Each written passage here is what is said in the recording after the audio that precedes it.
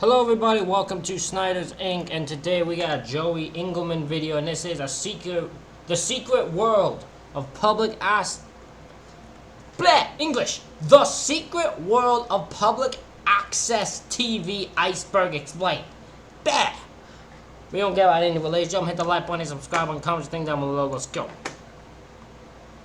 I went through this iceberg chart of public access TV shows and added some myself, with the most commonly known ones at the top, and the farther down we go on the iceberg, the more obscure and strange things. I haven't reacted to much of Joey Engelman. I need to react to more of his stuff. Oh, guy's great at what he fucking does. Things get. So some of these shows you definitely have never heard of before, and for the other shows you may have seen covered by other great YouTubers already, I hope you still get something new out of them here, but let's dive in. TV's best psychic didn't need a crystal ball to know when he was being punked. From 2005 to 2009, New York was graced with the Flaccid Ego Show, a call-in program hosted by C.B. Walker, the self-proclaimed world's foremost psychic energy reader. But rather than offer profound insights into callers' futures, C.B. would provide them with an earful. You can get a foot up your ass, what you can get, Green. Hi, I need help. Yes, you do, honey. Can I get a psychic reading? Honey, you don't call her asking for stuff like that. This is not a bodega. And if he didn't like their vibe, CB would hang up on them almost instantly. Good evening. Yes, hi. Ladies and gentlemen, I got to go. CB couldn't care less about Look here.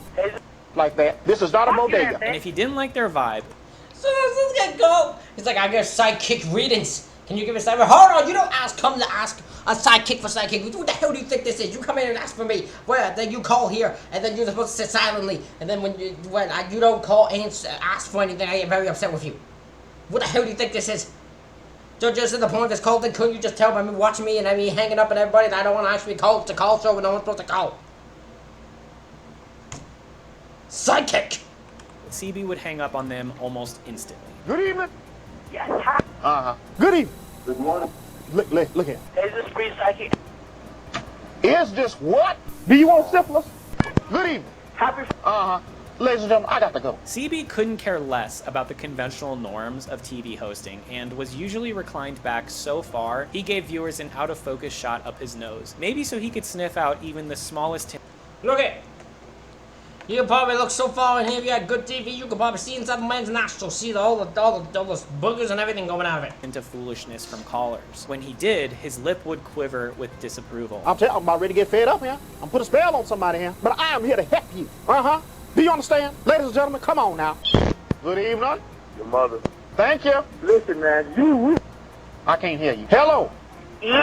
Uh-huh. Through all the episodes I watched, not a single caller got an authentic psychic reading. But then again, most weren't looking for a psychic reading. They just wanted to troll Walker, who was actually trolling them. The real identity behind CB Walker is Dario Priester, who was a master of meta pranking. In the grand finale of Flaccid Ego, Dario dropped the facade, finally breaking character to express gratitude to his viewers, before fading into public access history. CB Walker's spirit wouldn't stay dormant though. Over a decade later, the psychic character recently re-emerged with YouTube live streams. I've personally called in over 20 times, and it makes me feel like a crazy ex, and I've never been able to get through, but CB Walker already knew that.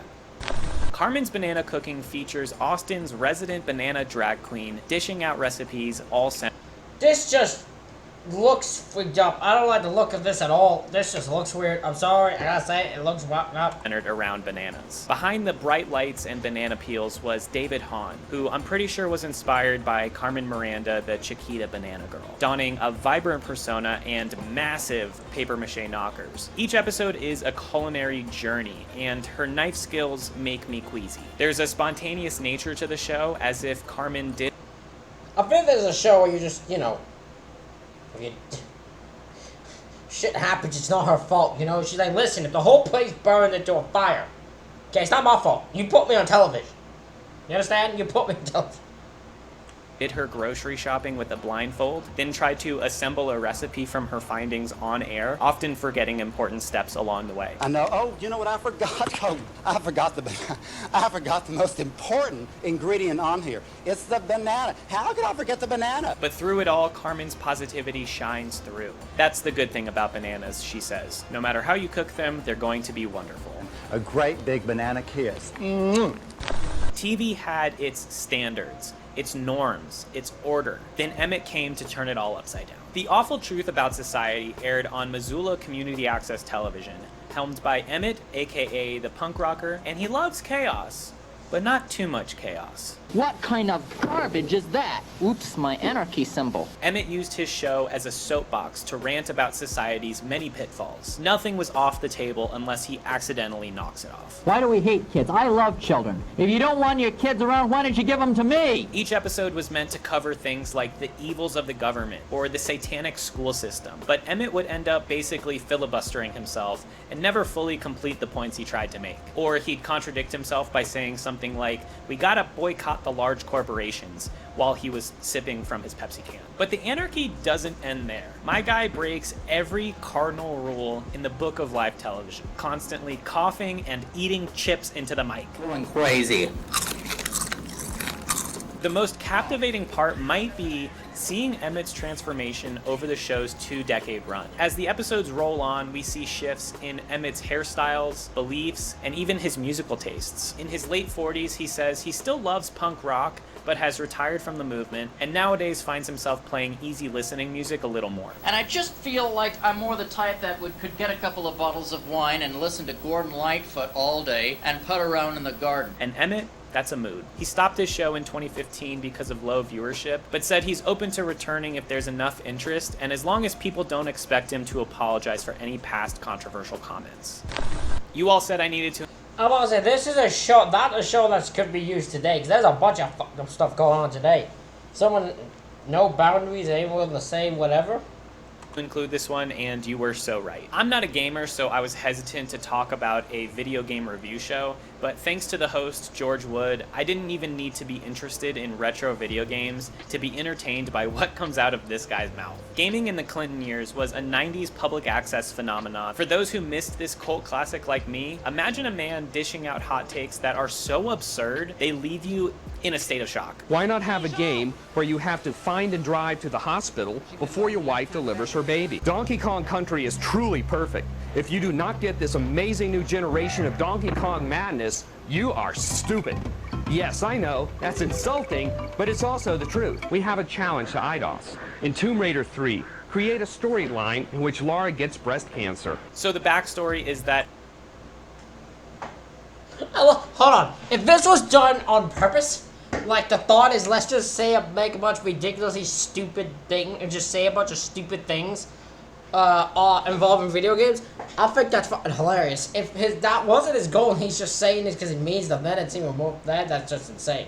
in the mid-1990s, George Wood began his journey on Maryland public access with Flights of Fantasy, which originally started with a focus solely on comic books. Over time, his show moved to discussing only video games, a realm he admittedly wasn't as passionate about. His playing skills were frustrating to watch for more seasoned gamers, and comedians could only wish they penned material as unintentionally hilarious as this guy's game reviews. Gaining video game expertise as he went, George Wood powered through over 200 episodes, eventually earning cult status when YouTube gave his archived gems a second life. And thanks to this great documentary by YouTuber Blue Jacket, I learned that after GITCY, George Wood made 2 other shows, Who Wants to See My Derriere and Who Wants to Go Back to Cuba. Then he faked his own death in 2006, then returned with Gaming in the Trump Years, and as of 2022, Wood has come full circle, serving on the board of directors for Bowie Access Television, the very channel where all the magic began. We all love success. Okay, that's a nice little ending. That's a nice little ending. He's on public act. He's one of the board directors for the same television station that gave him a spot in the first place. That's amazing. Stories, but can we love a failure story too? Let me introduce you to John Kilduff and his multitasking circus act. Let's Paint TV began in 2001, airing on LA's public access station, with John painting, cooking, taking calls from viewers, running on a treadmill, and hosting a show, all at the same time. It goes about as well as you'd expect. The paintings are crude, the food looks inedible.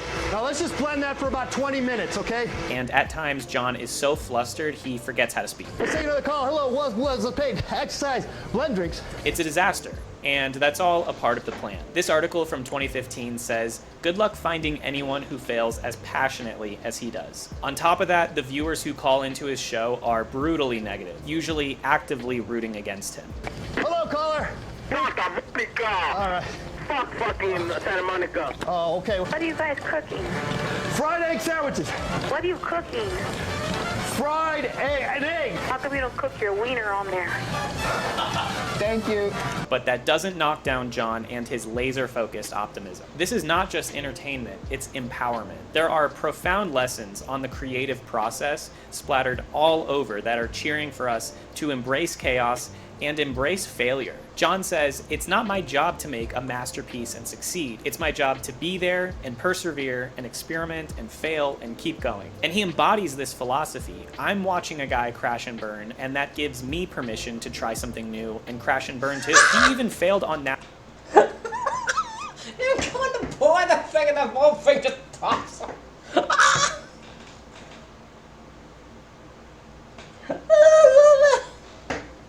Thing's the best.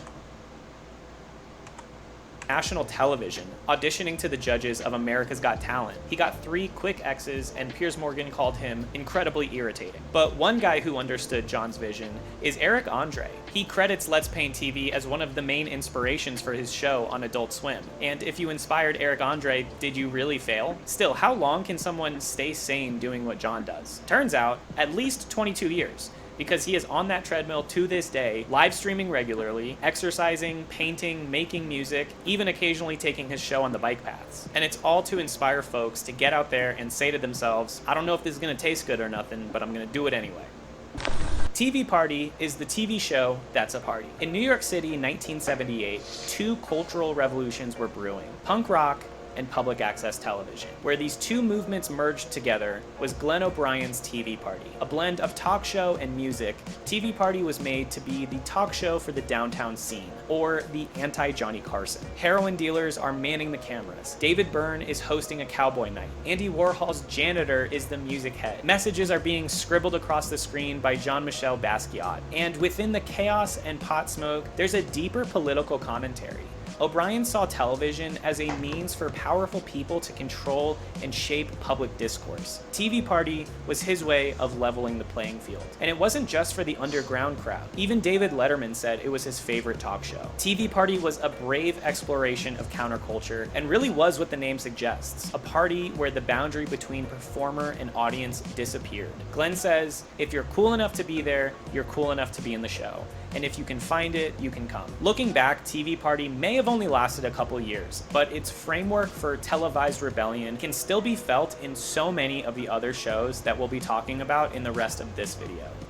The Chris Gethard Show was probably the most requested public access show for me to talk about. It started in 2009 as a stage show, and 2 years later it debuted on the Manhattan Neighborhood Network. It bears Chris Gethard's name in the title, but it's a total group effort. Every episode has at least a dozen people on stage, and Chris feeds off of the commotion. Depending on what week audiences tuned in, they'd see an hour-long improvised song being performed by everyone, or a birdhouse being built by hand in the corner of the stage while others taste test arugula salad, maybe even a human fish being waxed while callers doxed themselves so the used wax strips could be mailed to them. Also, there's a silent hula hoop dancer in the background at all times, which took me way too long to notice. It's so fun to watch. There's such a welcoming and friendly energy. I kept turning on more episodes while researching for this video, and I'm like, okay, I gotta move on to another show, but I couldn't because I didn't want to leave the party. To turn off TCGS is to voluntarily give yourself a severe case of FOMO. And the party kept growing. TCGS was one of the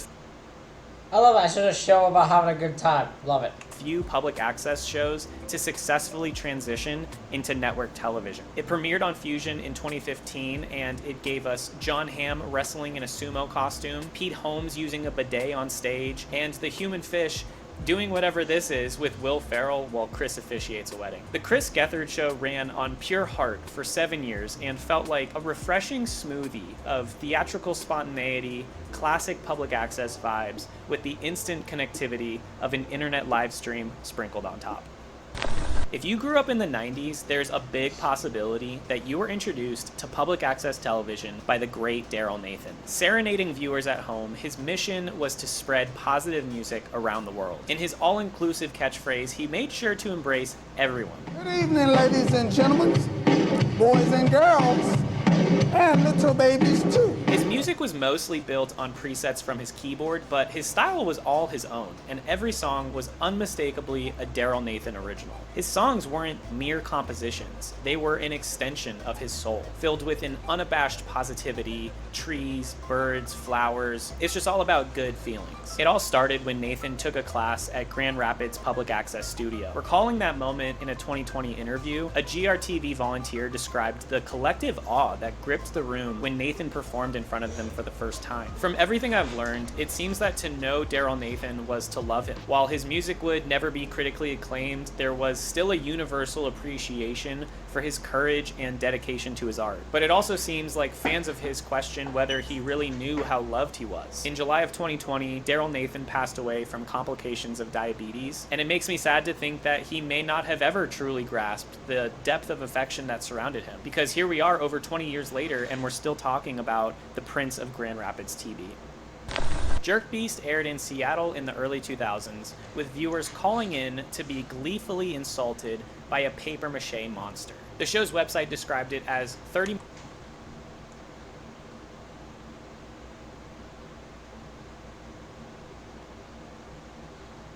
I appreciate this as a concept. It is a 30-minute show where someone will just hit you and try and dare you to outswear him.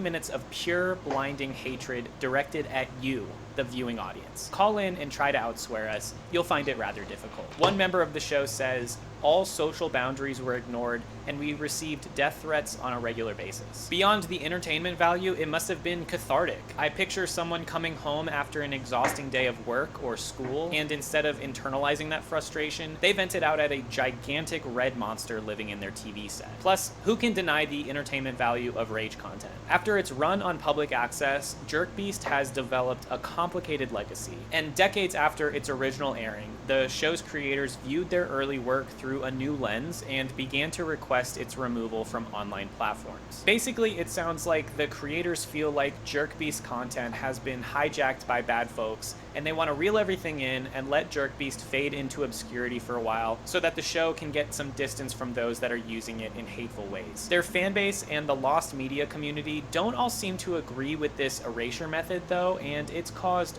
quite the kerfuffle. When the creators took to Reddit about this request, some fans were understanding, while others were straight up hostile. I think Jerk Beast is an interesting case study on the relationship between creators, content, and audience. Nowadays, a lot of the show is lost media, and whether the beast is unleashed on the world again remains at the discretion of its creators. This guy survived making this show through nothing but divine intervention. Before the Jackass crew were injuring themselves for our amusement, Southern Ontario had its own wild man causing a ruckus with the Captain Video Show. DIY Daredevil Ralph Zavadil had a weekly community cable show that involved him trying out stunts like rooftop tobogganing one week, telephone pole sledding another. His wild instincts fueled by Captain Video's instant breakfast, aka snorting raw eggs up his nose. The show was an outlet for his insanity. Captain Video swore, "I'm not trying to kill myself, I just want to make people laugh." A noble goal, but one that nearly cost him his life. During one infamous stunt, he attempted to jump into his pool from the top of a ladder when he slipped and broke his neck. But in a twisted way, fortune was on his side. A kid next door happened to be watching and got his mom to call 911. When first responders arrived, they found the camera still running. A broken neck and back were nothing Captain Video couldn't handle, and when his pool plunge stunt started going viral, his response was a true reflection of who he is. He simply said, "People laughing at me breaking my neck? That's what it's all about." The Captain Video Show never grew to be more than a wild guy who happened to own a camera. And Ralph was okay with that. Captain Video didn't care to make the show more than it was, even when offered the help. He just believes everybody has a hint of craziness within them, and he's here to teach us to embrace that. The 2011 documentary Beauty Day gives us a closer look at the life of this maverick, and I really enjoyed watching it. Without exaggeration, one of the greatest shows ever to be on television. That's how the AV Club described the amateur talent show Stairway to Stardom. For anyone looking to make it big, this was a stage of dreams, where passion often overshadowed perfection. Hairdresser, would you set me up, make me into something new? It aired in a pretty simple studio setup in New York City from 1979 to the early 90s, with an absolute kaleidoscope of different performers. Host Frank Massey seemed to have a sixth sense for scouting performers that would make unforgettable TV moments. There's something for everyone. Music, comedy, drama, dancing, and some legitimately undefinable acts. Every episode has the feel of a season premiere of American Idol, when the quality of auditions were 50-50 between breathtaking and baffling. Though the acts that came out of Stairway to Stardom were so mystifying, it feels like your TV antenna accidentally tuned into the frequency from an alternate dimension. And while most didn't climb the stairway to mainstream stardom, some did find success. Anthony Chula, seen here dancing in an episode of Stairway to Stardom, went on to be convicted of bribing jockeys and fixing horse races. Wait, this is a different Anthony Chula. This Anthony Chula went on to become a Tony-nominated choreographer, which we can all agree is way better than getting involved in a horse-fixing ring and entering witness protection. Perhaps Stairway to Stardom played a role in setting our dancers' course away from a life of horse crimes. We'll never know for sure, but it's a fun thought. Spirit of Truth featured the holy roller with anger management issues, Reverend X. Aggressive religious rants and even more aggressive camera work. Reverend X is one frustrated dude with a missing front tooth and rocking this special one-of-a-kind righteous mullet, bald in the front, rapture in the back. Not to obey me. Fuck your thoughts. I'm God, and bitch you not. Shut up, motherfucker. You ain't God. What? I am. Yes. Every line is special since he's a deity and all, and it makes me think, what if he's This guy's a little bit of anger, don't you say? Yeah. right? And God acted like this. You got me now, you figured me out. You fucking nincome fucking poop. Nincome fucking poop. Thing is, call-in viewers weren't believing any of it. They didn't even think it was a real Bible in his hand. You don't know? Whether you're a believer or not, he's ready to smite you, and this guy is even talking smack with the devil like they're gonna have a pay-per-view wrestling match. The devil is a motherfucking liar. So you know I ain't worried. Biatch. 5 years into Spirit of Truth, his show was pulled from the air after he took his pants off and commanded viewers to look for some sin. This show was described as stupid human tricks on methamphetamines. As the public access TV craze swept through New York City in the 80s, Beyond Vaudeville was breaking the mold of talk variety shows. At the helm was the endearingly awkward Frank Huffed in a tiny Manhattan studio. David Green swept through New York City in the 80s. Beyond Vaudeville was breaking the mold of talk variety shows. At the helm was... Look at this guy. This is the 90s version of a character I created called Maeve Delta. That's what this looks like. The endearingly awkward Frank Hope and his co-host David Green, who looks like he could explode with rage at any moment and kind of looks like Nick Swartzen's character in Benchwarmers, who eats sunscreen. Stuffed in a tiny Manhattan studio, Beyond Vaudeville showcased a melting pot of interesting people. The guest list was stacked. Tiny Tim, Al Lewis, the famed Underdog Lady, and Omar Travers, who was known for breaking into Yoko Ono's apartment. I don't know. This YouTube commenter says, you know a talk show is out there when Tiny Tim is the least unusual guest. Then when MTV brought... I agree there.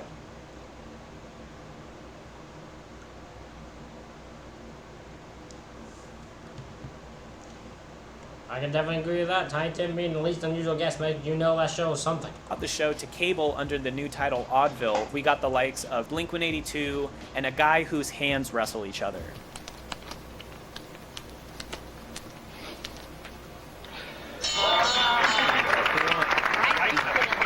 Everyone on the show is just so freaking interesting, and I really think the charm comes from how respectful and patient Frank Hope is towards these very eclectic guests. As the host, he comes from a place of pure curiosity with the goal of giving outsiders a place to be who they are. There's so many moments when it feels like the expectation is for the show to go towards mockery, and it doesn't, and it's nice to see. Today, Rich Brown, the man behind Frank Hope, keeps the spirit of the show alive, continuing to post on the Beyond Vaudeville YouTube channel.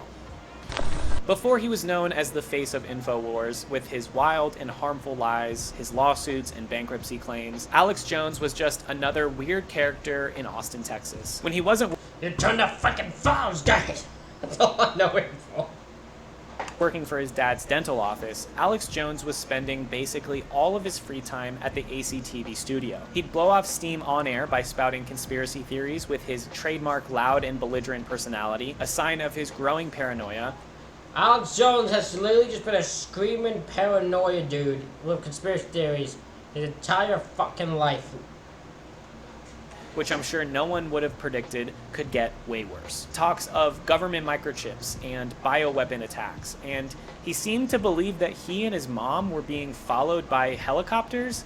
I genuinely cannot follow most of what he's saying. And that didn't seem to matter to viewers, because supposedly most would just turn on ACTV, get stoned, and laugh at him. His unstable behavior was a go-to target for local prank callers. One time, Alex Jones got into a fist fight in the parking lot of the ACTV studio when a group of these prank callers showed up and Alex Jones recognized one of their voices and a fight broke out. When first diving into this era of Alex Jones, I couldn't figure out the name of his show. I saw Exposing Corruption, The Real Spin, The Freedom Report. Which one was the actual name? Turns out, these are all different shows he hosted. I guess he decided if he wasn't gonna stand out in the Austin scene, he was going to carpet bomb the Austin airwaves until he stood out. And it worked, because over time, Jones's shows became a defining feature of Austin's nighttime television, and filmmaker Richard Linklater even cast Jones in 2 of his movies. As his spotlight grew bigger, the mystery of who is Alex Jones was growing too. Some thought Alex Jones was playing a character in order to work his way up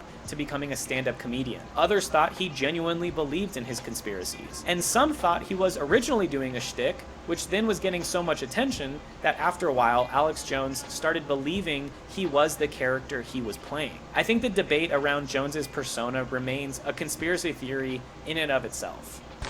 Mrs. Mouth isn't your average TV host, because she's an upside-down chin. With a taste for fashion and the gift of gab, Mrs. Mouth could be seen on New York public access in the 80s and 90s, chatting, eating, laughing, and even making flight reservations. Yeah, I watched 15 minutes of Mrs. Mouth booking a flight and found it completely captivating. The best moments come during snack time when Mrs. Mouth's assistant feeds her and doesn't know when to stop.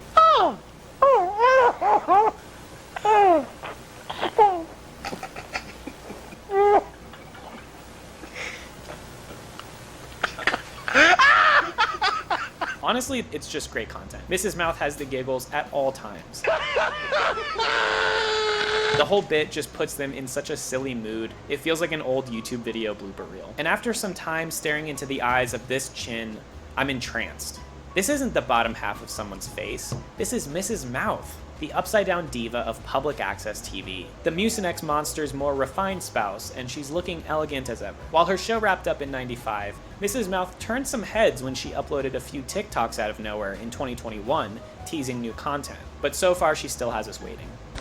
I'm excited to say everyone's favorite public access darlings are back. We first spoke about Unwind with the Sweeties in my last Iceberg video, and at that time, it was shrouded in mystery for years, with only a few minutes of the show available anywhere online. But since then, the Sweeties have opened their vault in a big way, uploading batches of their whimsical clips by the dozens, including full episodes onto their YouTube channel. All of this has reassured me that our weird fixation with bringing the Sweeties out of hiding was totally worth it, because I officially love unwinding with the Sweeties. I've spent hours kicking back and watching their delightful banter. Hot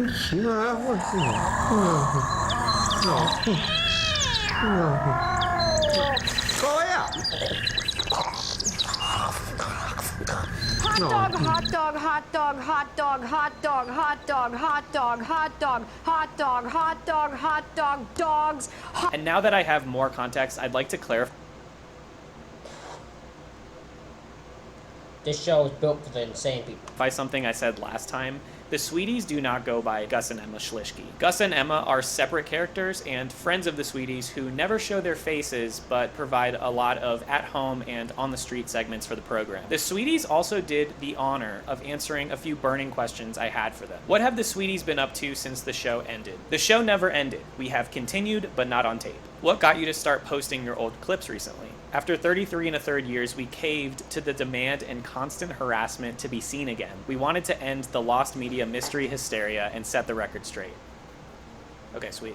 Do you have a favorite episode you've ever made or a favorite memory from making the show? The one we just posted, number 24. Are you wanting to keep your secret identities under wraps? Yes, no, maybe, sometimes. Could there be a new season of Unwind with the Sweeties on the horizon? Sure, sweetie, you bet your life. And you know, I must say, this did help me unwind. Dinner Dancing with Frank Pachowski was a unique fusion of interpretive dance and patriotic flair topped with... Nope, this is not a guy I want dancing with me. This guy's not who I want dancing with me on any day, anytime, anywhere. Nope.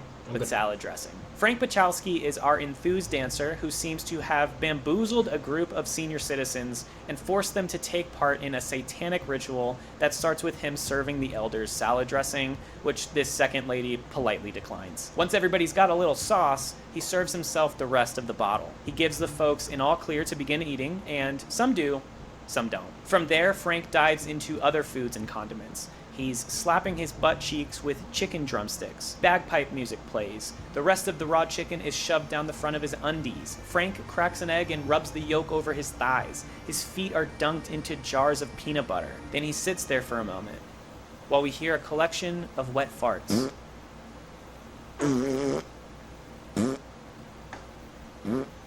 The bagpipes return, which energizes Frank to stand back up and keep going. And somehow, throughout this whole messy ordeal, Frank is able to cover his entire body, head to toe in food, everywhere except his mouth. But like the tease that Frank Pachowski is, he cut the 30-minute public access performance into 5 parts and published only 3 of them. It's now been 15 years, Frank. Please, drop the last 2 parts. Frank briefly came out of retirement in 2016 for a game show that challenges contestants to watch extremely annoying talent show acts for 24 straight hours. Talent overload never got picked up, but it gave us footage of Frank doing his thing. I say keep dancing, Frank. The world is a richer place with your unique flavor of artistry.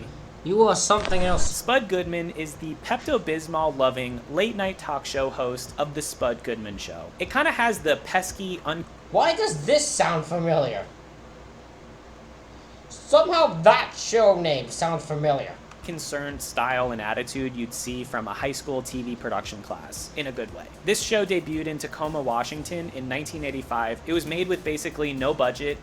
Yeah, so definitely why does this show sound familiar? If it debuted in 1985, why does it sound familiar to me? And usually filmed in rooms that were rented out at local nonprofits. But with celebrity interviews, live audiences, and music from the world's only accordion-playing Elvis impersonator, Spud managed to grow this into Seattle's most watched local cable show. Awesome. I get it. Where else can you find a Kendall Roy lookalike interviewing movie stars while a karate fight goes on behind them? There's a fun flair to these interviews. Like throughout, it'll briefly cut to a TV set that's airing Spud's internal thoughts. Super. Spud prided himself on phoning it all in, and he'd ask questions that seem out of left field in the most nonchalant way, a tactic that would disarm a lot of celebrities and lead to conversations both entertaining and genuine. No matter how big his cult following grew, Spud was committed to self-deprecating humor. He had another show called The Other Spud Goodman Show that aired right after his main show to point out all of his slip-ups and areas in need of improvement. Some clips from the Spud... That's amazing! So he had a show that would air after his show. He'd be like, here's all the ways I fucked up. I love it. Spud Goodman Show have unintentionally incredible rewatch value. Long-term goals, President King... No! Out of the shadows of a studio stage walks a person dressed in goth attire. Our presenter tells viewers and ghouls alike to buckle up because we're about to hop on the hell ride. Things are getting spooky when it cuts to a shot of their co-host at their desk with a printout of that classic jump scare video, which still counts. Then Z starts dropping some spoken word poetry. It's deep, it's dark, it's interrupted. Those that eat your fingers, your privates, your toes. Is that it? No. Where's the rest? I paused for a moment because there's a pause in it. After that, Z is just never able to find their flow again. What's interesting is that this show is like a ghost story. Only one short clip has ever been found online. No one even knew the show's real name. Everyone just called it Goth Public Access. Then someone named Bill Simon commented on Blame It on Jorge's video on Public Access TV, saying they were a tech for the show and revealed its true name, Death's Head Theater. That clip we all know and love is from one episode of many. And the two hosts had a couple other public access programs as well that they did for the Vermont Community Access Media Station. And the eerie poem that's recited isn't an original, but from a movie called Dead and Rotting. In addition to that info, Rael, the interrupting co-host herself, once hinted there's more footage stashed away somewhere in storage. But that treasure trove might remain hidden, as they sadly passed away in 2016. Besides this 2-minute video, all we've got of Z is a clip of them dancing on another show that Rael hosted, and that's all we'll probably get from the enigma that is Death's Head Theater.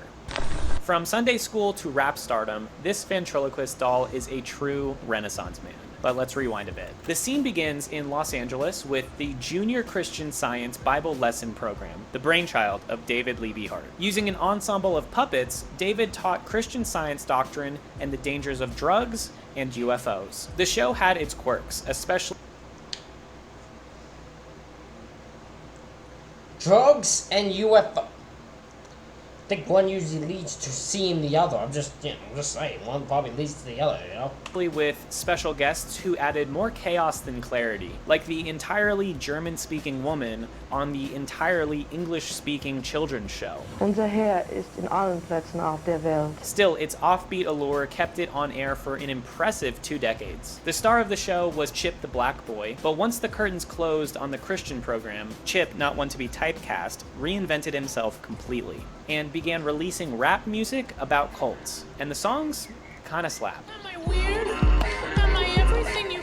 Chip was so different from the puppet that we once knew that theories surfaced online that his owner claimed the puppet was stolen at an airport baggage claim, and the thief was the one uploading these cryptic raps of the possessed doll. But that doesn't seem to be true. The music is actually a collaboration between David and another musician. Now, as far as David Levy Hart goes, he might be one of the most interesting people to have ever lived. Beyond his public access fame, Dave was an LA legend known as the Puppet Man, performing with his puppet Doug the Dog outside event spaces after shows. David also claims that he came up in the entertainment scene with Robin Williams, even rooming with each other for a time. David caught the attention of comedic duo Tim and Eric, and they appeared on his public access show and even gave him a whole season of his own Adult Swim series called I Love David, which he hilariously misspelled while drawing the logo. They really gave him a genuine, quality TV show with full creative control, and it's a delightful ride into the mind of David Levy Hart.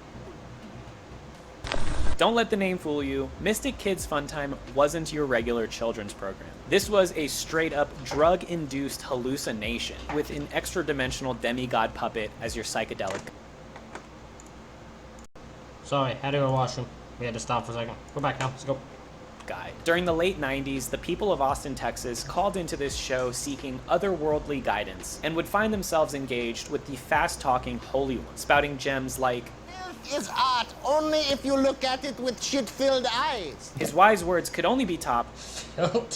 Is only if you look at it with shit-filled eyes, the exalted one. By the ancient Hawaiian sayings from Tito in Rocket Power. Mystic Kids Funtime was created by Ross Wilsey, who started making puppets while working as a fax machine refurbisher, using only Austin Chronicles newspapers and masking tape to birth characters like the Mystic Guru, who would go on to host one of the strangest puppet shows ever. With the psychedelic backdrop of swirling colors, trippy technical glitches, and slow shutter speed, it all makes for a slow-motion tie-dye daydream. Along with the weird all-knowing puppet, to top it all off, there's a mystic pillar in there voiced by Alex Jones. In a YouTube comment, Ross mentioned that Alex Jones was only in a couple things because he didn't get along with other cast members. But I thought it just added to the bizarre micro-budget universe of the mystic puppet god. Sister Who is a self-described 21st century nun who hosts a talk show in Denver, Colorado centered around life and spirituality. The obvious lead here is their appearance, which is undoubtedly frightening, one that you would expect to see in a horror film. But behind this haunting visage, there's a lot of meaning and purpose that embodies their journey of self-discovery. Sister Who, their full name being Sister Who Does She Think She Is, started Sister Who Presents on Denver Community Television in 1993. They pride themselves as a spiritual educator, creating their character under the ancient archetype of the sacred clown. Every detail of their ritual makeup holds deep symbolic meaning to them. They say, it's as if you get a look at my soul, as if it's me turned inside out. This explanation was helpful, but also made me sad. I won't pretend that their attire isn't jarring, and it has caught flack. They even share journal entries on their website of times when they've been kicked out of places while in their Sister Who getup. Yet for them, it's an external map of their inner self. Whether or not you're comfortable with Sister Who's appearance, they are undeniably an extremely interesting person, and their digital footprint is just... First glance, I'm not tripped out by it.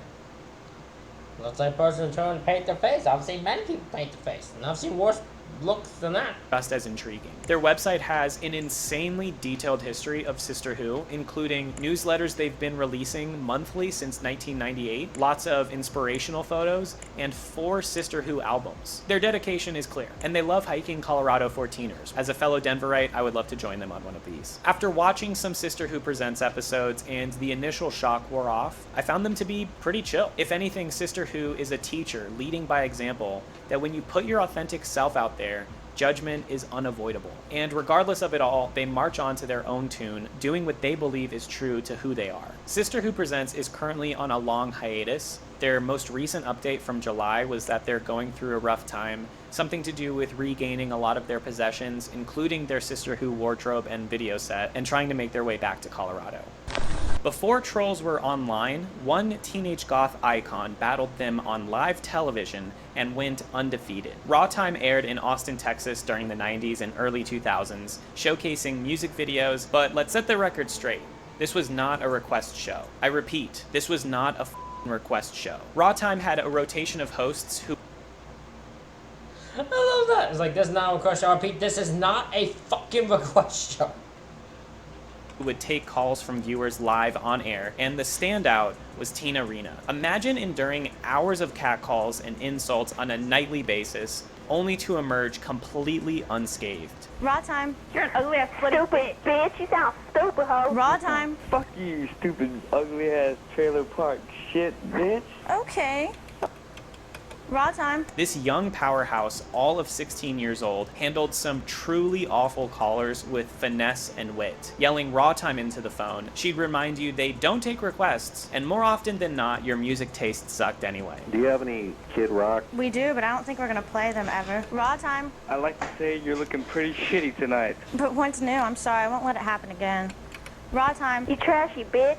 That's me. Do you have any emotions, you dirty little bitch? I think I used to. Tina Rena's reign on Raw Time only lasted about 6 months, but she left her mark. Thanks to Dave TV, the creator of Raw Time, clips from the show have My guess is probably one of the reasons she didn't last long is she was only there for 6 months. Because I feel like only a person can only go a certain amount of time. I thought she went 6 months, but I can only go a certain amount of time, and my whole shtick is I stand there and just get insulted for 6 months. And she has tried to be professionally. Bitch, I wouldn't be. She has more fucking thing in 16 than I do fucking my age. Resurfaced over the years on YouTube and TikTok. Seeing Tina Rena handle callers with such panache strikes a chord with many who want to be just like her in the face of cynics, including me. One mean comment on my videos and I'm in tears. Despite this renewed attention, there's an air of mystery surrounding Tina Rena. Old blogs from 04 say she was getting ready for college at the time and joked about a project of hers that'll be released all the way in the very distant future of 2021. But Tina Rena remains absent from the public eye, and in an interview, Dave explained Tina Rena's wish to maintain her privacy. When Dave shared the internet's recent curiosity about her, she suggested telling everyone that she died of a heroin overdose. Whatever the truth, she seems fine with her wish to maintain her privacy. Dave shared the internet's recent curiosity about her, she suggested telling everyone that she died of a heroin overdose. That's insane. He went to Tina, like, listen, they're very interested to learn what happened to you. What should I tell them? She's like, tell them I died of a heroin overdose. I kind of look like I do that. That's so fucked. same time. Whatever the truth, she seems fine with staying out of the spotlight. And considering how the internet is, Tina Rena's choice to stay silent is maybe the ultimate act of defiance. The Adventures of Electra Elf and Fluffer. By day, Electra Elf is a magazine reporter and Fluffer is a dog model. But when danger calls, the two put on stylish leotards and kick butt, taking down corrupt senators, sleazy frat boys, satanic cults, landlords, zombie tourists, and other miserable malcontents in each heart-stopping episode. The Adventures of Electra Elf and Fluffer is very homebrewed, with special effects and production design that you can tell had basically no budget behind it, and I like how obtainable that makes the show feel. And the quality is deceiving. This show wasn't made by a bunch of beginners. Director Nick Zed was actually the leader of an underground film movement that rose in the 80s known as Cinema of Transgression. This group created movies with no budget that didn't just go against the grain of contemporary art, it rejected it completely. The show looks amateur not because of the team's lack of experience or talent. In fact, the acting, the costumes, and ingenuity behind the cheap special effects are all pretty great. It's done this way as an outright refusal to obey the golden rules of film theory, which they see, according to their manifesto, as a stifling straitjacket. And listen, if you don't get it, it's because it's a level of punk rock you just wouldn't understand. But anyway, I digress. The whole show and even bonus behind the scenes content is on YouTube, and if you're into things that are made purposefully to be in the so bad it's good category, you'll probably be interested in this. This is the Dog Food Whisperer, and if you ever wondered which dog food is truly top tier, this is the guy to ask. Manfred Kibbles, a renowned dog food expert, reviews gourmet dog food brands, evaluating their texture, smell, and most importantly, taste. From Channel 7's Rail Talk Hour in Proctor, Minnesota, the Dog Food Whisperer segment starts with a disclaimer. The station wants to make it extremely clear with viewers that Manfred's opinions on dog food are entirely his own. So if you want to know the station executive's thoughts on dog food, you're going to have to reach out to them separately. Now back to our host. Manfred... Hey, there's smart people like, listen, we might get a call from another dog food brand. This is just this guy's own dog food.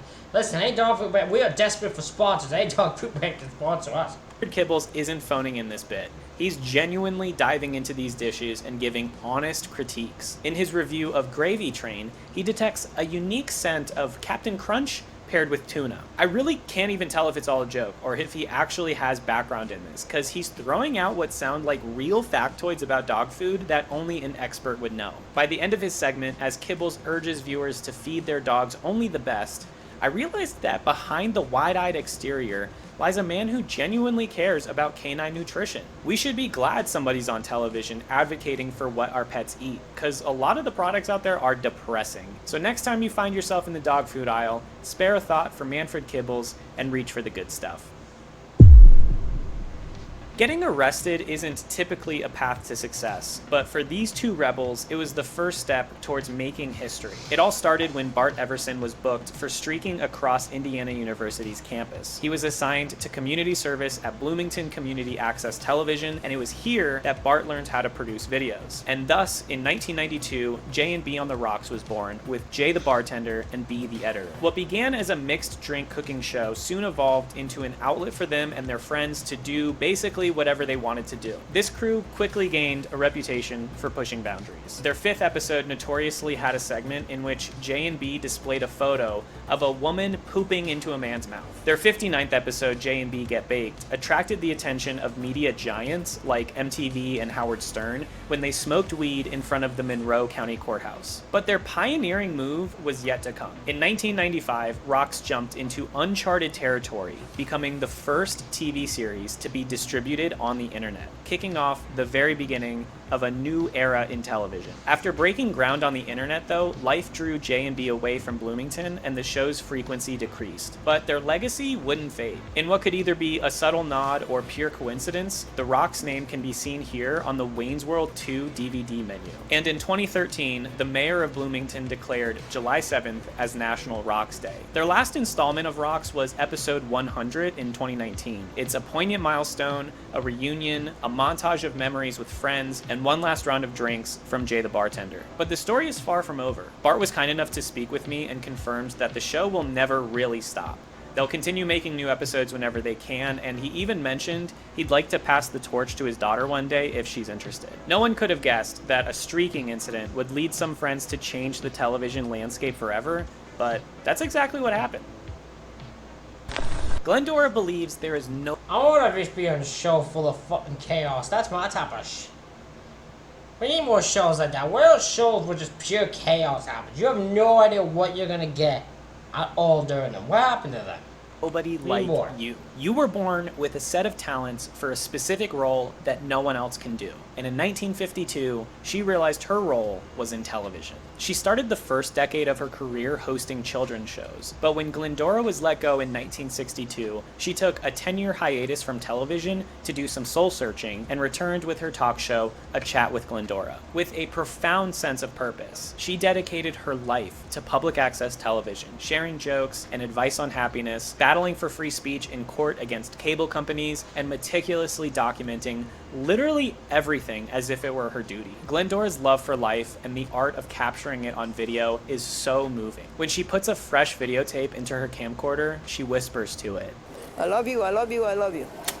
Glendora has been an ever-present staple of public access television. After 6 decades in the business, she holds the record for the longest-running public access TV program. At 94 years old, she has produced over 14,000 episodes, and she's still going. If you release... That is amazing, but that is someone who's meant to be on television. She's gone for 14,000 episodes and loves doing it every single fucking time. And if she loves doing it every time, who the heck are we? Who are we, or who is anyone to tell her to stop? She's still enjoying it at her age. She doesn't want to stop at any time. And there are people on television who have like the most fancily done advertised show, but they get done with it after a year. They get sick of it. She's never gone tired of it. She just keeps going. Released a new TV episode every day, it would take over 39 years to catch up to Glendora. One of her latest episodes from October features her singing hymns, talking about cats and dogs available at a local humane society, asking about what TikTok is, and sharing new jokes she wrote. Glendora is a shining example of someone who found their calling and pursued it with unstoppable joy. If you ever want to sit down and have a chat with Glendora, she has preserved thousands of her episodes on her YouTube channel, and there's a great documentary about her on Vimeo called A Chat with Glendora. Homeless in Denton featured 2 college kids pretending to be homeless. Story goes, they found a camera in a dumpster one day and started filming their daily lives as they roam around Denton, Texas, drinking and looking around for free or cheap food. They'd usually happily resort to eating spoiled food off of the street or in dumpsters and celebrating that it's still good. Still good. Still good. If they were looking for bargains, they could have just walked down the street to the Price Masters yard sale. In episode 1, they go to a gas station for food and dump a bunch of condiments in a plastic bag and eat it like chili. You'll also see moments of them dumpster diving, finding an unopened package of raw chicken and grilling it in an alleyway with a candle lighter. Dirty is the only word that comes to mind right now. I just want there to be a scene of them thoroughly washing their hands. Their dirty antics match their dirty language. Almost every other word of dialogue is bleeped. In the series finale, they accidentally find themselves in Japan. After wandering around for a while, they can't find any more beer, so they swim back to America. But in real life, it sounds like one of them stayed back in Japan, and that's likely the reason the show ended. He found his niche on YouTube, posting vulgar and alcohol-fueled Japanese lessons to a lot of success. Today, he co-hosts a podcast fittingly called Dumpster Talk, and he swears more now than he did back in Denton. In 1997, Seattle... Look, there's nothing wrong with swearing. I like swearing. I swear a lot. I try not to on here, because, you know...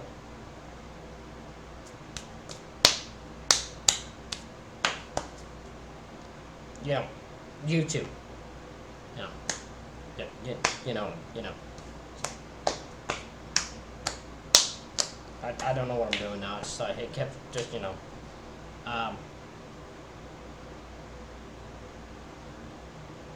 Seattle's late-night landscape was lit up by the Bong Hit Championships. Every Friday night, Mark and Izzy challenged viewers to call in and see who can take the longest rip from a bong. Fire away for Justin here.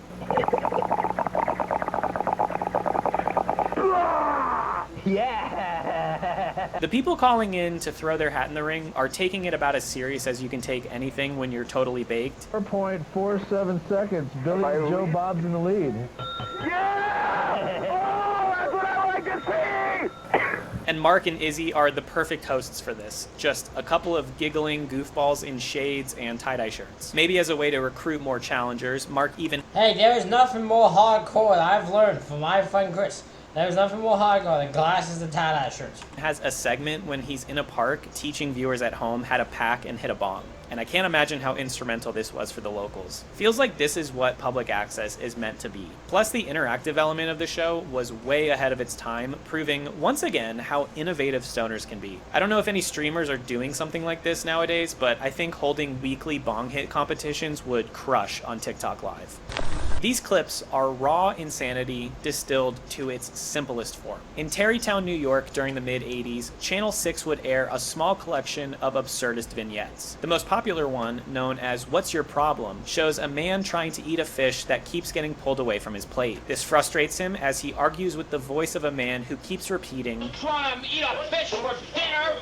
Nothing wrong with you. There's nothing wrong with me. Wrong with you. For more than a decade, this 3-minute repetitive clip was all that was available online. But thanks to the lost media legend himself, Blame It on Jorge, who discussed What's Your Problem in a video, the Lost Media Wiki team started hunting for more info about this short clip and got a response from the community television station in Pittsfield, Massachusetts. In an email, the station's team explained that What's Your Problem was one of several sketches that were brought over from Tarrytown to PCTV by Garrett McCary when he started working there in 1988. They said the skit was played in a fashion similar to the national anthem would to end production for the week. When they stopped airing it, What's Your Problem was preserved in their digital archive along with 4 other sketches previously unknown to the digital world, which were finally published to YouTube. These newly unearthed videos are just as unhinged. After What's Your Problem comes a clown who seems trapped in a tiny funhouse room, pulling dangling levers, while a voice shares incoherent philosophical questions and phrases, only for the clown to respond each time with, Well, yeah, but... Then there's a man standing in front of a wall that reads on off, wearing a shirt with the same pattern. He holds up random objects while laughing and maniacally repeating, Are we having fun yet? After that, a man reads the newspaper, then starts singing that he's angry at the universe. There's an art installation of a planet behind him that explodes. And finally, a close-up of a man's face who's angrily saying he doesn't like the dark black things on his face anymore. Then he shaves his beard. They say insanity is doing the same thing over and over again. I don't know who they are, but they must have seen all these videos. Think of the most paranoid conspiracy theorist you know, but imagine if he also might actually be onto something. Beginning in 1993, New York City was blessed, or maybe cursed, with the rants and reflections of Rick Little, a faux newsman who took to the streets of the East Village, camera in hand, capturing the world as he saw it. Rick's mission was to spread the good word of his new religion, the Church of Shooting Yourself. I'm relieved to say it's not as morbid as it sounds. This church believes that God exists, but the big guy's got a packed calendar with all that, ruling over the whole universe thing. Men come fucking poop. So God doesn't have time to micromanage our every little mistake. Rick wants us to all alleviate that burden from God, and recommends recording yourself at all times so that at the end of the day, you can review everything you did and punish yourself for any wrongdoing you may have done. So film yourself, then rewatch, repent, repeat. Give God a break, and maybe you'll catch a break at the pearly gates. And I actually like this idea. He's just saying we should hold ourselves accountable for our actions. It's not such a crazy concept, it's just packaged in a crazy way. Maybe spreading the idea of self-governance was where Rick's motives started, but he also offered a gritty, on-the-ground glimpse into New York during what he dubbed the police state of the Giuliani era, capturing intense scenes like this one where a literal army of 100 cops converges to arrest a single man. The show is sometimes a straightforward, man-on-the-street documentary like this, but a lot of it is also totally erratic. The Church of Shooting Yourself, above all else, is a character study of an unreliable narrator who goes on crazy, delusional ramblings and then edits them together in equally crazy ways. Which means it's hard to tell how much of Rick's show is free-form artistic expression or an unfiltered look at a person suffering from a form of mania. Only a handful of Rick's episodes are accessible online, but if he's practicing what he preaches of filming yourself every day, I can't even fathom the decades of footage he must have of himself roaming the streets of New York City, sharing his unorthodox philosophies. Like, he could very well be one of the most well-documented humans to ever live. Guiding us through this post-apocalyptic tutorial is a chain-smoking, bucket hat sporting survival man on Winnipeg, Canada's public access cable show, Survival. There will be radiation! He may sound aggressive and paranoid, but beneath that full face mask and gravelly voice is an optimist. Things won't be so bad after Armageddon, according to these folks. You'd have to be pretty stupid not to want to survive and live in that beautiful, radiated Garden of Eden that we'll be living in after Cataclysm. Armed with unorthodox doomsday life hacks, Survival Man reminds viewers to stock up on freeze-dried food, and that if you ever need food, you can eat your pet. It's just gonna come down to planning ahead. Preparation is key to surviving Cataclysm. This show from the mid-80s that was meant to help us survive the apocalypse didn't quite survive the test of time. Apparently, the original archive of Survival was destroyed, and a 10-minute clip is all that's found of its 3-year run. It's a pretty funny video, and if it's the sole survivor from Survival, it'll have to sustain us. Cookin' with the Hook was a public access... This already sounds insane. All these sound insane so far. Cooking show hosted by two metalheads, Tom and Steve, who were whipping up lo-fi culinary television from inside their crammed New York City apartment. I have a theory that their goal was to make the loudest cooking show of all time. They're talking over each other, Right here, I have almond milk. talking over all the loud appliances. Friends are off camera chatting and cranking up the stereo. There's even a drummer tucked way back there. And this kitchen layout is just not sensible for television, but that's part of why I love all of this. They keep urging viewers to call in, but they never seem to take any calls. Tom keeps bringing the food closer to the camera so the viewers at home can smell it. They say, "We'll be right back after these messages," and then it just stays with them. We'll be back with more Cooking with the Hook, but we're gonna be back after these messages. Which leads to some funny on-air bickering about the show runtime.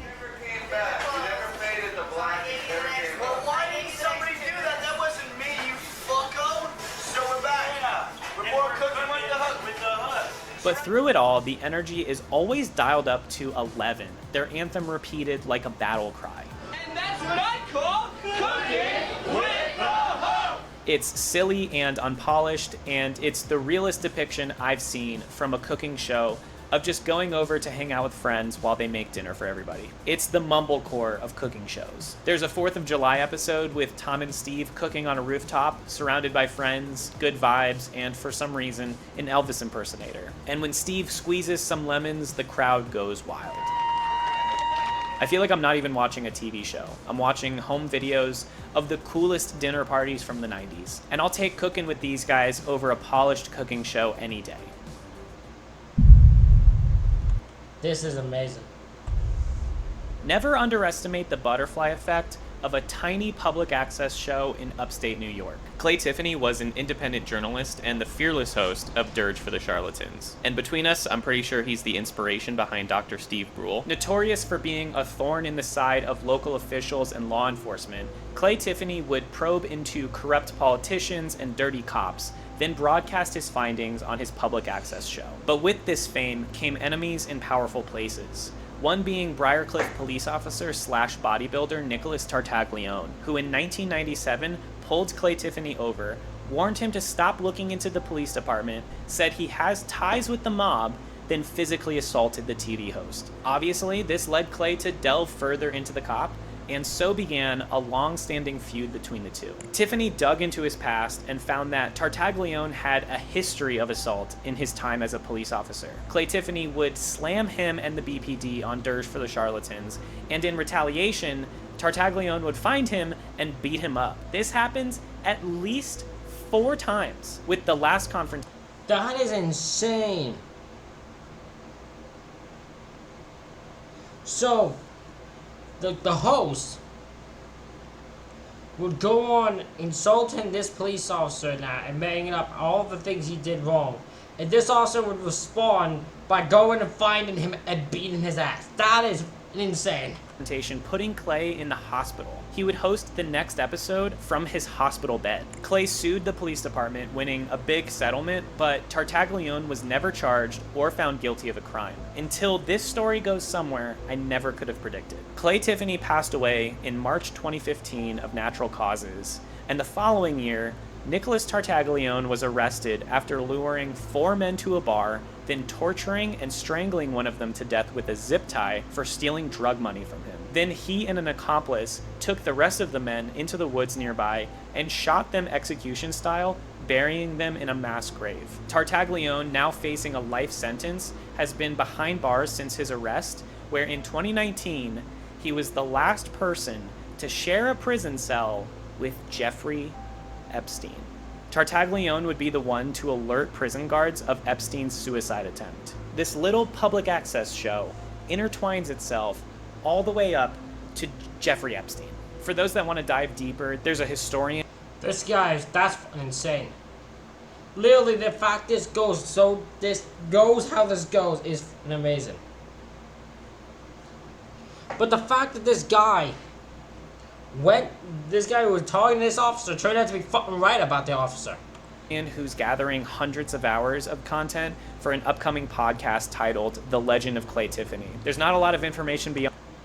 I want to watch this. I need to find this podcast. I need to watch this. On that, but goddamn, am I eager to hear more about this one. Agreed. By all accounts, we should not be aware of the existence of this show. Let me explain. This mysterious collection of distorted animations was first found by the obscure media community on Reddit. Known only as Pink Morning Cartoon, it had quietly existed online for a decade and had less than 600 views. This thing was pulled from the deep recesses of the internet. Pink Morning Cartoon became a bit of a Rorschach inkblot test. For some, the grainy visuals held a soothing, innocent charm. For others, they sensed evil undertones deep within the warm illustrations and haunting melodies. And some questioned its realness altogether, wondering if it was just a modern artist's attempt to manufacture nostalgia. So the debate over its origins began. Was this an obscure piece of old television or a total con? The mystery was cleared up thanks to user Team Alice115, who provided the context this manhunt was looking for. This was no hoax. It was heartfelt artwork made by their grandmother. Between 1998 and 2006, Ella Flowers made many religious and musical programs in Columbus, Ohio, including Pink Morning Cartoon, or its real name, Kids Fun Festival. This gave satisfying closure to enthusiasts of obscure media, made all the more meaningful because it was the granddaughter who connected the dots. She let everyone know, though, that her grandmother passed away in 2017, and the original tapes of the show disappeared, believed to be stolen by a relative. Pink Morning Cartoon should have remained in obscurity, but against all odds, it's given us a cool reminder that art can carve a legacy of its own in the unlikeliest of places. Wilbur's Travels is Bob Ross on wheels. This is fantastic, isn't it? Wilbur was a man in his 90s who had spent his retirement traveling all around the world. Despite losing his driver's license, Wilbur still enjoyed exploring the countryside on his trusty scooter, capturing the scenery with a handheld camera. Here's a clip of Wilbur visiting the redwood forest. It's incredible. I'm going to drive through this tree. Oh, I'm going to get through there. Oh, sure. Drive through tree. Look at the size of that, huh? Oh, no, I'll make it. Whatever. Scrape. No, I ain't. You're scraping over here. Okay. Scratch your right side. All right. Thank you. I got through it. What do you know about that with this big car? Hitting something with your car is at the top of a list of things that'll ruin vacation for just about anybody, but not Wilbur. What do you know about that? What do you know about that? What do you know about that? What do you know about that? What do you know about that? What do you know about that? What do you know about that? What do you know about that? What do you know about that? What do you know about that? What do you know about that? Huh? What do you know about that? What do you know about that? What do you know about that? What do you know about that? What do you? So the question he's asking you is, what do you know about that? Well, tell me, what do you know about that? What do you know about that? What do you know about that?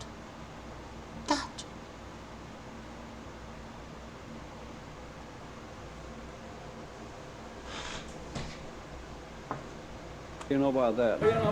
What do you know about that? What do you know about that? What do you know about that? He's very encouraging of others traveling and recording their adventures, and is willing to explain exactly how to do that in the type of excruciating detail any loving grandparent would give. So you look around, turn the camera. You don't look right or left. You let the camera do that, because you got to keep your eyes on the road. And get out there and do it, because I'm sure enjoying my life, what I have left, now that I'm riding around on a scooter. And believe it or not, I'm taking pictures on a scooter also.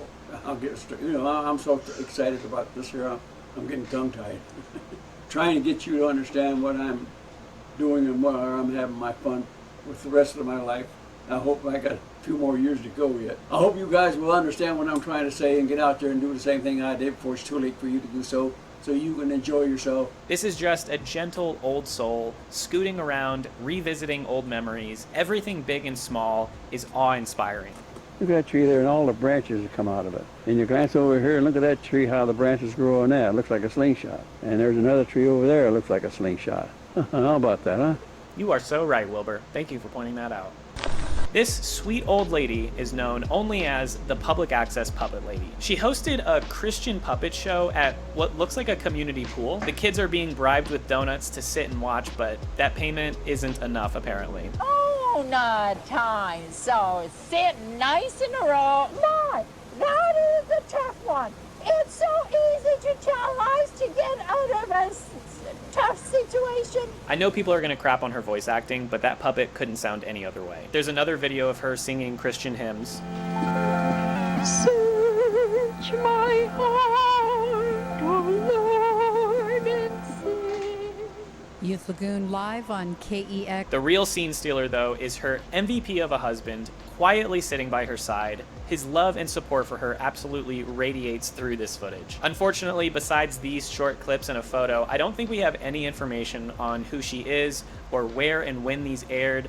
It's all veiled in public access obscurity, which is possibly why this small batch of content has piqued the internet's interest so much. Long before Jigsaw made torturous puppets popular, this evil ventriloquist dummy was torturing residents of Cleveland on public access television with his video collages of horror. The Asylum for Shut-ins is an experimental horror show where the monster is the filmmaker themselves, and their weapon of choice isn't an axe or a chainsaw, it's a video, and the victim is you. This show was hosted by the doctor, who puts a montage of madness in front of you, and like any good therapist would, forces you to look deep within and ask yourself, how does this make you feel? The answer for most was discomfort. The thought of watching these episodes all the way through is an endurance challenge not for the faint of heart, and definitely not for anyone with epilepsy. The true horror doesn't come from the disturbing clips alone, it's the way they're cut together. It's a machine gun barrage of dread that attacks our senses through repeated exposure. It's all clearly done by someone who knows what the hell they're doing with video editing and uses their talents for evil. The mad genius behind the doctor is Ted Zabozin, who's been in the filmmaking business for over 20 years, making everything from music videos to PBS documentaries to TV commercials. Ted, don't you think the city of Cleveland has suffered enough? But nothing will stop a true professional from flexing their skills. And Ted used the doctor as a creative outlet for his love of found footage and inflicting panic on others. Public access is for everyone, but should it be? Tom Metzger was a former Ku Klux Klan member and the figurehead of the white... Wait a minute, we got a Ku Klux Klan member on the fucking... in any sort of team. This was a bad idea. This is a bad concept. This is a bad idea. I ain't proving of this at all, making that perfectly clear. Nope, fuck that. White Aryan resistance, who used public access to broadcast his program, Race and Reason. I won't regurgitate his awful beliefs, but the main takeaways I have from Tom is that he's big on separationism. He envisioned America collapsing within 50 years and believed there's no way all races can live together in peace. He was proudly racist and believed violence was one of the best ways to enact his agenda. Cable access stations weren't down for allowing an extremist to use their facilities to spread hate, but there are rules requiring them to offer access to local residents, and Tom leveraged those requirements to spread his dangerous views. Metzger filmed around 150 episodes of Race and Reason, and would send tapes of the show to KKK members across the country to have them distributed in their local area as well. According to a really interesting paper I read, a member of the KKK in Kansas City tried to put Race and Reason on his local public access channel, but the city council quickly changed the channel's designation from public access to community access, which gave them the ability to reject extremist programs. This didn't work for long, as the KKK sued the Kansas City Council, forcing them to reinstate the channel back to public access only 7 months later. Race and Reason was an example of the paradoxical nature of public access television.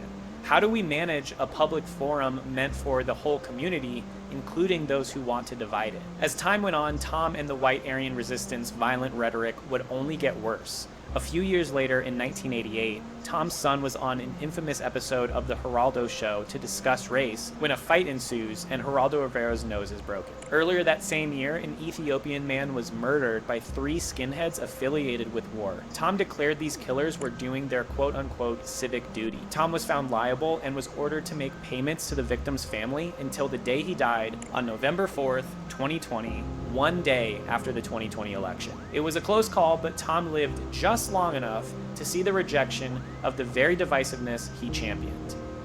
If there's 2 things we know about this elderly gentleman, it's that he's got a love for the Bible and he's got love for these 2 giant stuffed animals, Peter and Tweeter. This is one of the more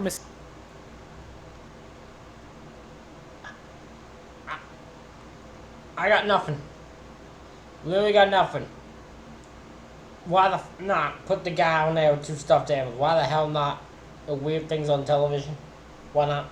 Serious public access TV shows, because this 2-minute snippet is all we've got. The man excitedly tells his 2 friends that they have a new show. He says they'll be talking about things in the Bible that are hard to understand. Then he reads from a pamphlet about God that he was handing out to pedestrians earlier. It leaves us with so many questions. It's referred to online as the Peter and Tweeter Show, but do we actually know that's the name of the program? Are there more episodes? Does he think Peter and Tweeter are real? Is he keeping Peter and Tweeter in the studio between episodes, or does he bring them home with him? Does he have more life-size dolls? Why does it look like Tweeter has bloodstains around his mouth? The clip has less than 10,000 views, but there are some good comments on there that capture our collective bewilderment. You know you're forever alone when the guests on your show are 2 stuffed animals. I'm really tempted to put the Twin Peaks theme over this. This is eerie, weird, depressing, and wholesome all at the same time. It seems like this was recorded in Vermont based on his story about talking with people on Church Street in Burlington, which means the Peter and Tweeter Show possibly took place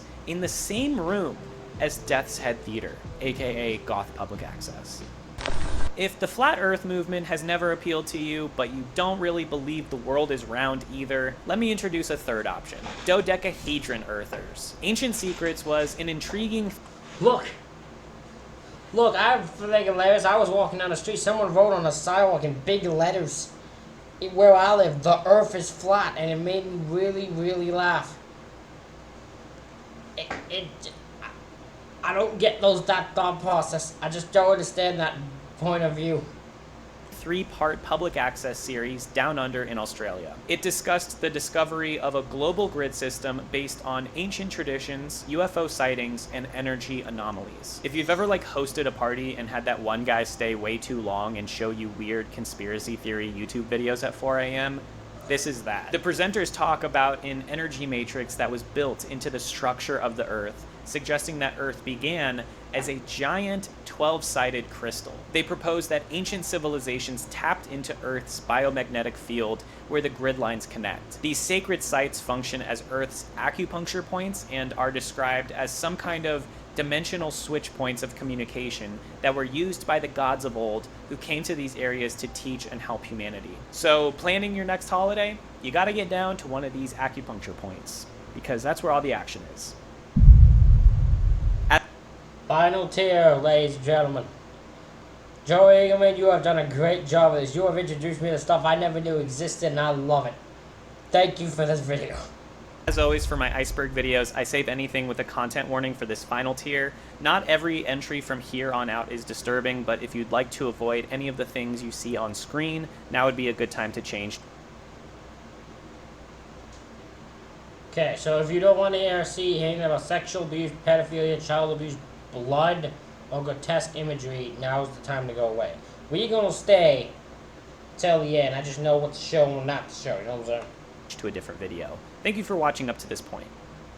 Frank Moore is the naked quadriplegic host of the Berkeley public access show Frank Moore's Unlimited Possibilities, where anything is possible, including the possibility that you've just joined a sex cult. Frank Moore had cerebral palsy and was unable to speak or use his hands, so he communicated using a laser pointer attached to a headband and a letterboard. Despite his physical challenges, Moore was regarded by his followers as a shaman of the erotic arts and was what he called a sex magician. His public access show was known for its erotic rituals that encouraged audience participation. And to me, the line here between free-spirited art and something more manipulative was very blurry. The Berkeley Public Access Television Board tried repeatedly to pull the plug on the show, but after a year-long fight, the ACLU got involved and Moore's show continued airing uncensored after 10 p.m. Beyond his public access show, Frank Moore ran for president in 2008 and hosted monthly gatherings called Risk for Deep Love. Something is way off about these. Most people here were brought by someone or saw a flyer and showed up without really knowing what it was about. As the night goes on, Frank would request different people to undress one another, which some attendees seemed unprepared for, and immediately gives off sex cult vibes. It feels like his followers tricked a bunch of college students into taking their clothes off and performing sexual acts for him. After Frank Moore passed away, his followers made a docuseries as a celebration of his life's work, but all it did was give me a clearer understanding that yes, this is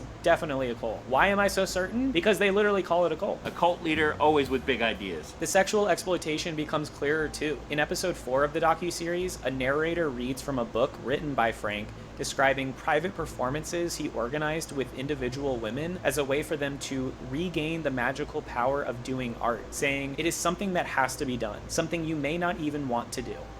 So, exploring Frank Moore's work left me... Yeah, this is a man who's kind of messed up in the head.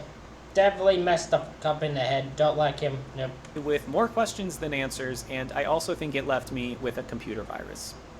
Okay, this one is about as not safe for life as it gets. Joy Junction was a kids' Christian show in the 80s set within the... This one I know of. This is the one I know of because of Nick Crowley. I think it's Nick Crowley. Nick Crowley or Nexpo. I think it's Nick Crowley. I'm going to give him credit. If it is Nexpo that I actually talked about this, I apologize. I think it's Nick Crowley, though. Fictional village. I think it was one of the darkest moments in TV history.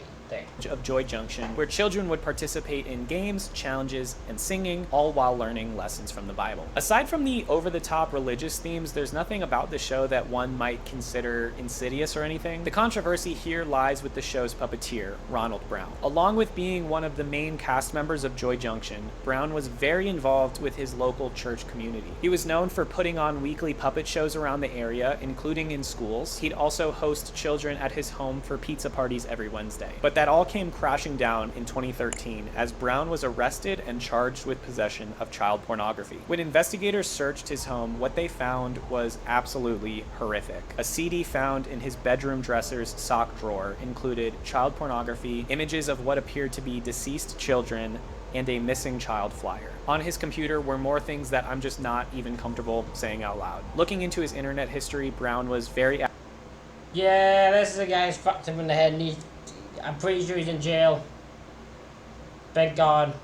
Active in chat rooms discussing his fantasies of abusing, cooking, and eating children. He spoke of his intentions in the most graphic of details. These transcripts show that Brown even had a specific boy in mind for these fantasies who he knew from his church. Some disturbing signs were present all the way back in 1998 when Brown was pulled over for a traffic violation and the cop noticed a pair of boys' underwear in his car. He was let off after claiming they were for his puppets. There's also comments Brown made on Joy Junction that hint at his dark desires. They were looking at some dirty pictures and they wanted me to look too. Ronald Brown was sentenced to 20 years in prison and Good. is prohibited from seeing minors or using a computer with... Good, put this guy in bed for 20 years. Make sure he's not allowed to be around anybody. Online services. Joy Junction was on the air for decades, and after the news of Brown's case spread, most of the show has disappeared besides a few surviving episodes and clips uploaded to YouTube. This show proudly claimed the title of the most offensive cable television show in Rochester's history. This was Life Without Shame. Tom and Ed visit strip clubs and hold really distasteful events. One being the Bum Olympics, pitting homeless people against each other for a bottle of liquor, with challenges ranging from deliver the most convincing begging speech to pretend to have sex with a blow-up doll. From the episodes I could find, it's all chock full of vulgar behavior and nudity, which explains this Redditor's comment saying, "My mom canceled cable because she caught me watching it once." Their mom wasn't the only one pissed off. One group encouraged everyone to cancel their cable subscriptions too until the show was shut down, and even staged protests in front of a local pizzeria that was a sponsor for the show. Life Without Shame received a lot of... How did these guys get a sponsor? What type of convincing did they have to do to get a sponsor by a pizzeria? They had to know the person. valid backlash, specifically for the host's nasty comments about rape and domestic violence towards women and children. When asked about this, Tom said the show was just for fun, and that if someone perceived it as degrading to women, that's their opinion. Tom and Ed would go on to tell viewers that if they see any of these group members out on the streets, to spit in their faces. So yeah, not exactly the kind of guys we want leading the charge on anti-censorship. But the fact is, Life Without Shame became a catalyst for some groundbreaking legal battles on the decency standards of cable television. In 1997, Time Warner Communications banned an episode of Life Without Shame from airing and banned Tom for 6 months from submitting more episodes, which then led to a US district judge ruling that Time Warner was allowed to ban episodes that were deemed indecent, but only on a case-by-case basis. This meant that show producers themselves couldn't be banned, just the individual episodes. Life Without Shame was short-lived from there. After the court ruling lifted Tom's suspension, ongoing episode bans led to the inevitable demise of the show in 1999. The Jerry Jur Show was a late-night program where citizens of Connecticut witnessed the fury of Jerry Jur McClellan, a man of many names, Jerry Jur, or the Senator, or Chainface, but he was most often known as the infamous Tampon Man, a title he wore as prominently as the feminine pad he displayed on his forehead like a crown. This dude had it out for everybody. From the late 90s to early 2000s, Jerry Jur would wreak havoc on Connecticut television screens with his offensive and vulgar rants, which were cataloged in a segment he dubbed his Top 10 Die List. This man's rage knew no bounds, from women, the mentally disabled, Missy Elliott, even the NHL. If it's confusing where Jerry Jur's temper came from, he has a clear explanation. Motherfuckers want to know why I'm so angry. You would be angry too if you had venereal warts, bitch. The Tampon Man would also rant about all the people he wanted to have sex with, ranging from Mother Teresa to 10-year-old girls. And all of this was above board for public access. When asked about the Jerry Jur Show, Cablevision's Director of Government Affairs said, "This being America, where the Constitution protects even the gross and the idiots, the gross and the idiots are allowed on public access too." The Tampon Man's on-air wrath was stopped in 1996, though, when he brought on a nude stripper to his show, prompting WFAC-TV to suspend the program. But he was able to get back on the air under a court-approved settlement. As one of the most infamous names in... How did these people get back on TV? That's like 2 shows where the show just returned. I think public access for a while we're put in this area of gray where almost anyone could get on it, to the point of it being harmful for that TV station. In public access TV, Jim Spag was the host of the controversial program Jim Spag's Sex Show. Running this call-in cable program through the 90s, Jim's mission was to show the people of Portland that nudity is not dirty and that people are too busy and too serious. His method was to make a public access show with lots of uncensored nudity, and many times it was just Jim on there alone dancing around with no clothes on. And let me tell you, this guy has a huge list of catchphrases he likes to use. It was very brave of Jim to put his full name on this show, Tyler Perry style, because a lot of parents in the area were not happy about Jim Spag's Sex Show airing during the day. Portland City Council also wasn't a fan, constantly looking for ways they could get it off the air. The president of the city council even suggested they make a brand new law just to take down Spag's show. But our nudist host didn't back down. He would defend his program at town hall meetings, saying what he was doing was artistic expression and perfectly legal.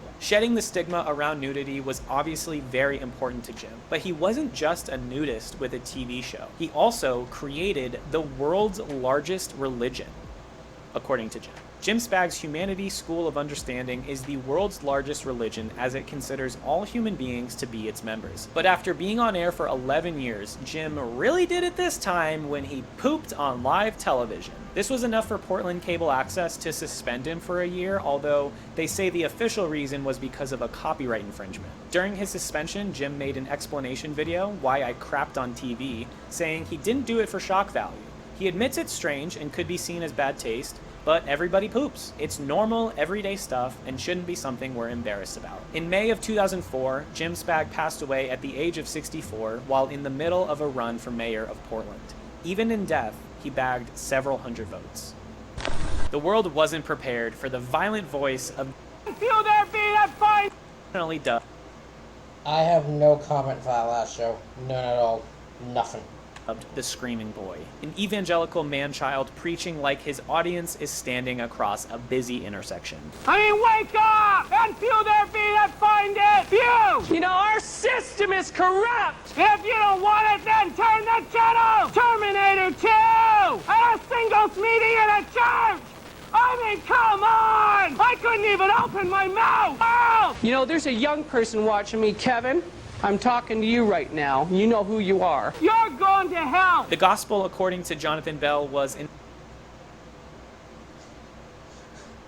This guy is yelling very loudly. An explosive combo of loud proclamations about Jesus, dire warnings about hell, and most of all, rants about his stolen car.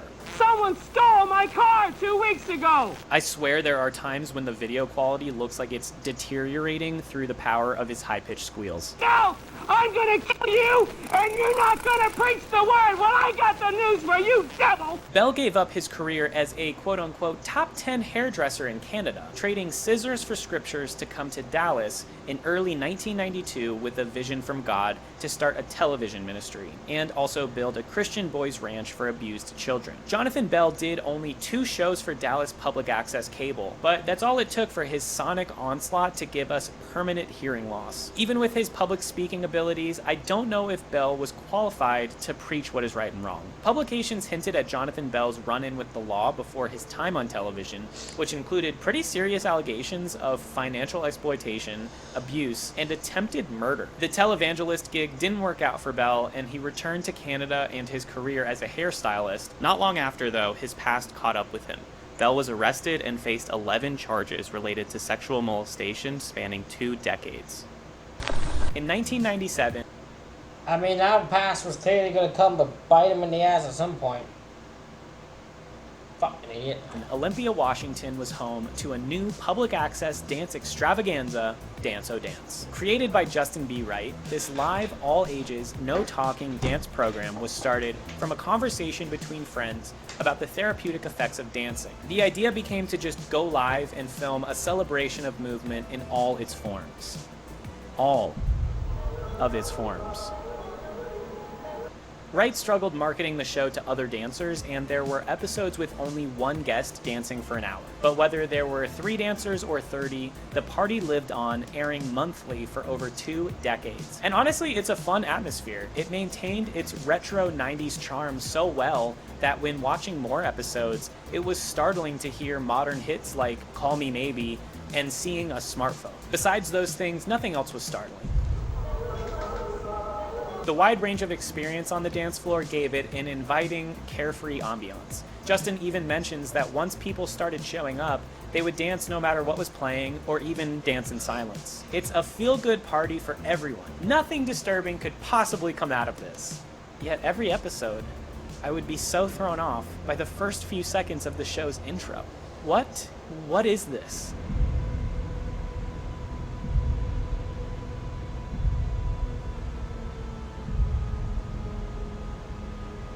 Why is the videotape from the ring kicking off a dance party? I had to look deeper, and I found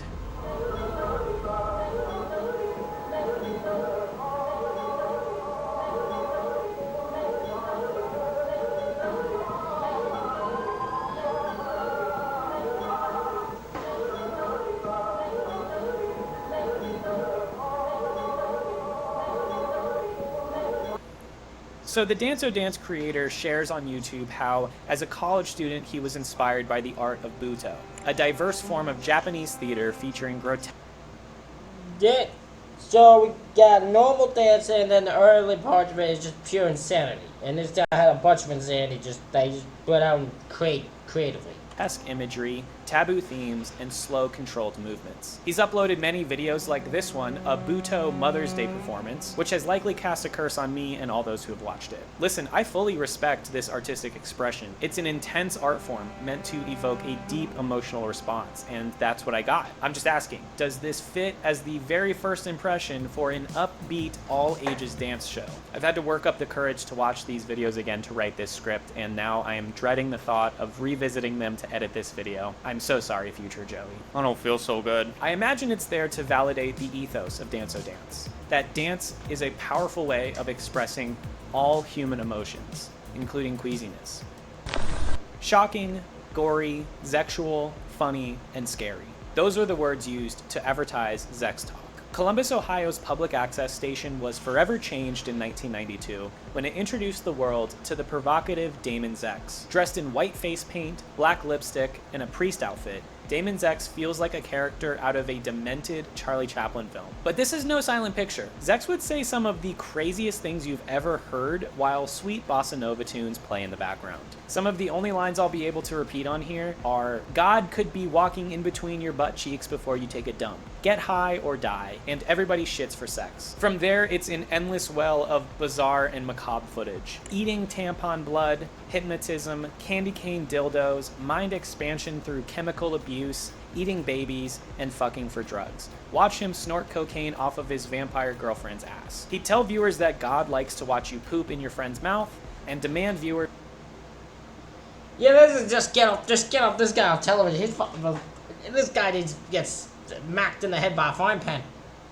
Or a truck. ...to do awful things like fondle your pets, even bribing viewers with $10,000 to commit bestiality. Zex Talk was shock value to the max, and those who expressed anger at his show were only falling into his trap. Damon really got off on the outrage, showcasing angry testimonials about his show on his show, only to prove that he was truly the master provocateur. After Zex Talk, Damon's life would take an even darker turn. As of 2021, Damon was a loan officer in Maryland. If there's a show you expected to be in here that I missed, please let me know in the comments. Joey Engelman, thank you for this insane video. Ladies and gentlemen, let me know what y'all thought of this in the comments section below. Hit the like button and subscribe button. Thank y'all for watching. I'll see y'all for the next one.